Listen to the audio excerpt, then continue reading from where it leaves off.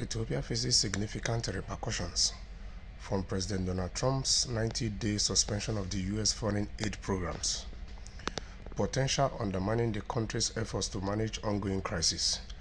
You see, this is what happens when you depend on money from other people's country, of which we live in a time whereby, as Africans, we begin to understand that these are no longer aids.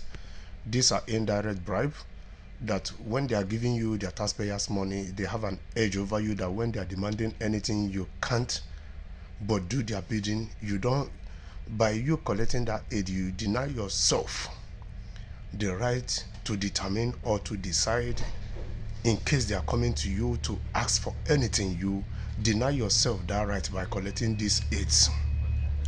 And we have seen it played out many times in many developing countries, especially in Africa.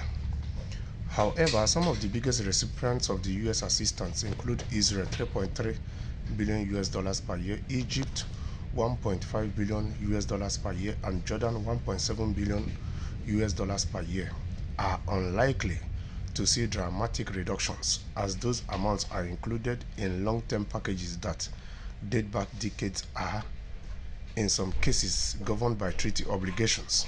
So you see, we even have Egypt.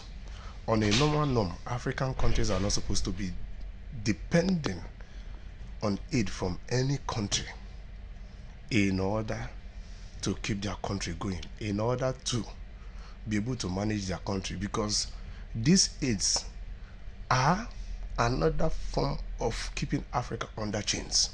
These aids are another measures in which African countries lose the right to their total sovereignty. You can see that that's why Niger, Burkina Faso, Mali, they understand that these aids are another way of the colonial masters to keep you under chain, and they are refusing these aids at all costs. You can see their country is moving.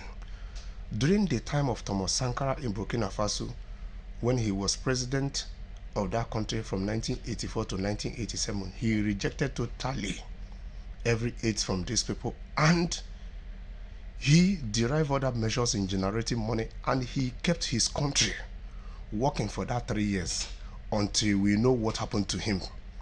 That's why this Ibrahim Traoré remind a whole lot of us about him. So the earlier African countries start generating their own money from their own natural resources within the confinements of their countries, the better for them, because it's only then they will have total sovereignty of their country and determine how both external and internal affairs should be managed in their countries.